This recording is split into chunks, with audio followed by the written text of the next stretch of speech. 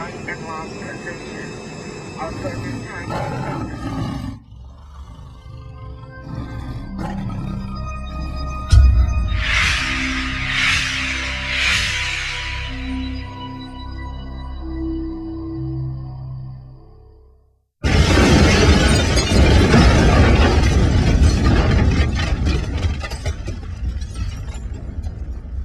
Dirección de fotografía.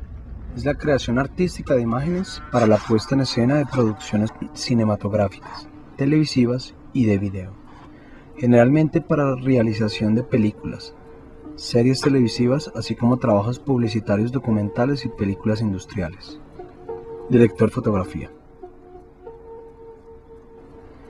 En el cine y en la televisión, el director de fotografía es la persona responsable de cómo se va a ver la película, es decir, la iluminación, la óptica a utilizar, el encuadre, el color, la textura del film, el ambiente, entre otras cosas.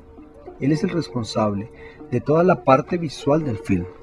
También desde el punto de vista conceptual, determina la tonalidad general de la imagen, tonos cálidos o fríos, predominantes en cada escena o secuencia y su alternancia a lo largo del metraje, así como también su concordancia o no con la temática del guión cinematográfico, siempre guiándose con las aclaraciones del director. Es el encargado de iluminar el decorado de cada escena de una película en función de las exigencias del director y de la historia. Lo normal es que él y el director acuerden el tipo de iluminación que requiere la historia y también en cada situación particular de la misma, en función del tono dramático, del género, etc. Generalmente se encarga todo un equipo de llevar a cabo dichas tareas y el director de fotografía es el encargado de organizar a este equipo. Equipo de fotografía. El equipo de fotografía está formado por director de fotografía o primer operador, jefe de todo el equipo, operador de cámara o segundo operador. Lleva la cámara y encuadra de acuerdo a lo que se dice el jefe de foto y el director. Ayudante de cámara o foquista. Lleva el foco y todo lo relacionado con la cámara. Auxiliar de cámara. Controla que esté correcto el equipo de cámara, carga y descarga los chasis de películas. Meritorio de cámara. Hace labores de apoyo al equipo de cámara. Asistente de video. Maneja e instala el video, el combo y los monitores. Jefe de eléctricos. Coordina los equipos de eléctricos. Eléctricos colocan los elementos de iluminación como y donde dice el jefe de eléctricos o iluminación. Jefe de maquinistas. Coordina a los maquinistas que llevan el traveling, grúa, chariot, etc. Maquinistas, operadores o camarógrafos son los encargados de manipular dollies, grúas y otros soportes de cámara. Foto fija. Hace tomas con cámaras de fotos comunes con varios propósitos: registro documental del rodaje, fotos con fines publicitarios y como ayuda a la continuidad del film. Iluminar, todo un arte. La verdad es que creo que la iluminación es la oveja negra del cine y de la fotografía. Parece que la gente que no está dentro del oficio no sabe apreciar el importante trabajo de iluminación que hay detrás de una toma o de una fotografía correctamente iluminada. Es algo que sin darnos cuenta lo damos por sentado y muy por el contrario lo olvidamos completamente al tomar nuestras fotografías, más de andar por casa, y no valoramos exactamente si la luz que va a recibir nuestra escena es interior, exterior, dura, difusa, cálida, fría. Por esto, y para ilustrar un poco más acerca del maravilloso mundo del cine y la fotografía, hoy quiero hablarles de la luz. Hay una serie de aspectos a tener en cuenta sobre la luz. Temperatura de color. La temperatura de color se refiere al color dominante de las diversas fuentes que podemos usar en la iluminación. Aunque a simple vista la luz del sol y la de una bombilla pueden parecer igualmente blancas, si las observamos juntas se pueden apreciar diferencias bajo condiciones normales.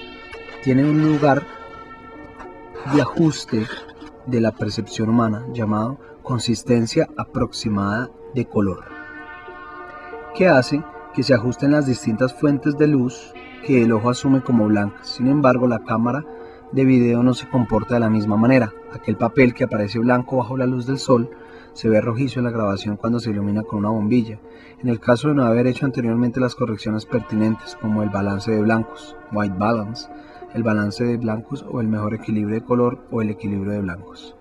Es un ajuste electrónico. El equilibrio de blancos es un ajuste electrónico que consiste en una reproducción de color correcta sin mostrar dominantes del color, especialmente notables en los tonos neutros, el blanco y los distintos tonos de gris, con independencia del tipo de luz que ilumina la escena. Se puede realizar de forma continua, automática o manual. La temperatura de color se mide en grados Kelvin. Normalmente entendemos que en función de si la escena se rueda fotografía en exterior, la temperatura de color será de 5500 Kelvin para la luz diurna. Por el contrario, si la toma es de interiores, depende de las bombillas, halógenos y tal, pero daremos por sentado que el estándar básico para lámparas de iluminación de estudio son 3200 Kelvin. Esta sutil diferencia es clave a la hora de hacer cualquier fotografía o video, incluso a nivel doméstico. Un video de la boda de nuestro amigo se puede ir directamente a la basura si no tenemos conocimientos de edición profesional de video, por no haber reparado en el cambio de temperatura de color de cuando los novios entraron desde fuera de la iglesia.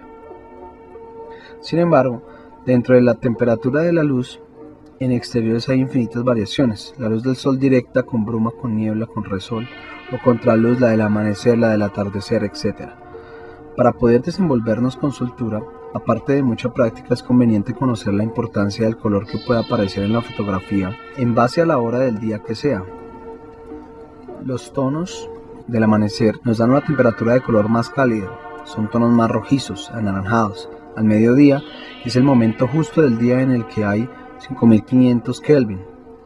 Esto supone que nuestras fotografías pueden adquirir colores más veraceos o azulosos.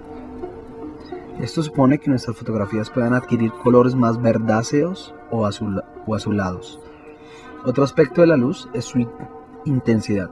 Si habéis visto el cine del expresionismo alemán, os habréis quedado impresionados por el maravilloso valor que la luz adquiere y los contrastes entre las zonas iluminadas y las sombras. La sugestión de sensaciones y su uso expresivo en este cine llega a su mayor esplendor. Como ejemplo, Nosferatu de Monraun. Para hablar un poco más claro, cuando la luz es dura, suele ser luz directa. La luz está orientada directamente a aquello que queremos resaltar. Sin embargo, también hay otro tipo de luz, la luz difusa, que ilumina de una forma más discreta y suave. Normalmente la luz difusa se dispersa en todas direcciones frente a la luz dura y direccional. Existen mecanismos diseñados para proporcionar luz suave. Algunos de ellos se basan en materiales de difusión, tales como láminas de cristal esmerilado, metacrilado o papel vegetal. Para dispersar la luz, difusores se colocan sobre las fuentes de luz dura para reducir su intensidad y suavizar su calidad. Otra manera de obtener luz suave es hacer incidir la luz de un foco sobre el reflector para que rebote y se difumine. Las ventajas de la iluminación dura son: es direccional y por lo tanto puede restringirse para iluminar únicamente aquellas áreas que se quieran destacar. Su direccionalidad perfila perfectamente las sombras y muestra las texturas. Puede producir efectos bien definidos. Su intensidad no decae apreciablemente con la distancia. Por tanto, se puede iluminar perfectamente con un foco situado a cierta distancia. Si iluminamos una escena con varios focos de luz direccional, puede generar desorientación y las sombras y contrastes resultan muy molestos. Las ventajas de la iluminación suave son: no crea sombras indeseadas. Puede iluminar sombras producidas por una iluminación dura de manera que se pueden ver los detalles sin producir más sombras. El peor inconveniente de la luz difusa es que una escena se emplaste debido a la iluminación. La mejor solución es utilizar una iluminación equilibrada de luz dura, que genera la ilusión de tridimensionalidad, y de luz suave, que ilumine las sombras, es decir, las rellene, sin crear nuevas sombras. Indirectamente, hablando de la intensidad, y la de temperatura de color hemos abordado también la dirección de la luz, pero no daré por zanjado el artículo de hoy sin explicarnos algo que puede que no sea muy bueno para la ayuda del gremio y tengáis iluminación que os resulte curiosa e interesante. El triángulo básico de iluminación. En la mayoría de las situaciones, el mejor resultado para iluminación correcta se obtendrá empleando tres direcciones básicas de luz. La luz principal, Key-Light, como su nombre lo indica, se trata de la luz más importante y la que define y afecta en mayor medida la apariencia del sujeto u objeto a filmar. Normalmente se trata de una luz fuerte, un proyector que muestra la forma y superficie características de los sujetos. En términos de calidad debe situarse aproximadamente en el término medio entre la luz dura y la luz difusa. En un estudio se utiliza generalmente un Fresnel. En la forma de las tres luces, la luz principal debe situarse formando un ángulo entre los 5 y 30 o 45 grados con el eje que forman la cámara y el sujeto, bien a la derecha o a la izquierda de la cámara. Un ángulo de 45 grados es el que produce un mayor modelado y resalta mejor las texturas del sujeto. Lo importante al respecto es que la luz predominante principal se ubique ligeramente por encima y a un lado de la cámara. Luz de relleno. La luz principal utilizada sola produce sombras muy duras que pueden distraer la atención. La luz de relleno se usa para suavizar estas sombras sin eliminarlas completamente. La luz de relleno es una fuente de luz difusa. Se le coloca formando un ángulo de 5 a 30 grados a un lado contrario de la luz principal. Es necesario tener en cuenta que cuanto más ladeada esté la luz principal, más importante será la luz de relleno. Si la luz principal es casi frontal, es posible que no haya que utilizar este tipo de luz. Respecto al ángulo vertical, debe estar sobre los 45 grados. La posición horizontal no es muy crítica. En efecto, muchas veces se le coloca justo al lado de la cámara, lo que hace que esté ligeramente más baja que la luz principal. En esta posición es como más fácilmente consigue su objetivo de rellenar las sombras creadas por la luz principal. Luz de fondo o de contraste. Ilumina los fondos y añade profundidad y separación entre los elementos de la escena. Se puede utilizar cualquier tipo de luz con este fin, siempre que proporcione una iluminación uniforme del fondo, no afecte al sujeto principal y éste posea la intensidad adecuada. En resumen, el triángulo básico de iluminación se configura de la siguiente manera. Luz principal, que modela al sujeto, está situada a un lado de la cámara, formando un ángulo entre 5 y 30 grados con un ángulo vertical entre 10 grados y 40 grados. Luz de relleno, que ilumina las sombras de manera difuminada, formando un ángulo de 5 a 30 grados al lado contrario de la luz principal. Foco de contraluz, que se coloca detrás del sujeto para resaltar los contornos a unos 20 grados de lateral respecto al frente de la cámara con un ángulo vertical entre 25 y 60 grados. Iluminación y halógenos. Por iluminación entendemos la acción o efecto de iluminar. Desde el punto de vista técnico, se trata de un conjunto de dispositivos halógenos que se instalan con el objetivo de producir algunos efectos luminosos que pueden ser de índole práctico o bien de índole decorativo.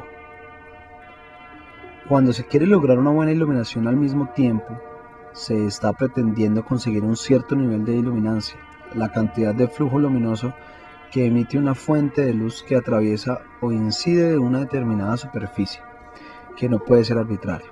Es decir, dicho nivel tiene que estar adecuado al uso que se le quiera dar al espacio iluminado y que también depende de las tareas que vayan a llevar a cabo los usuarios. La luz, esa onda electromagnética que puede ser percibida por el ojo humano, no es una sola, sino que puede calificarse en distintos tipos y según ciertos parámetros de clasificación. El primero de estos parámetros es el origen de la luz, que va de la mano con su respectiva calidad.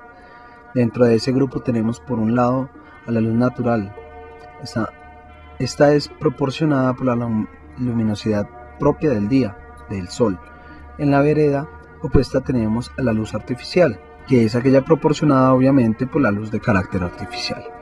El segundo parámetro es el que nos permite clasificar a la luz según su naturaleza, con lo cual obtendremos su cualidad.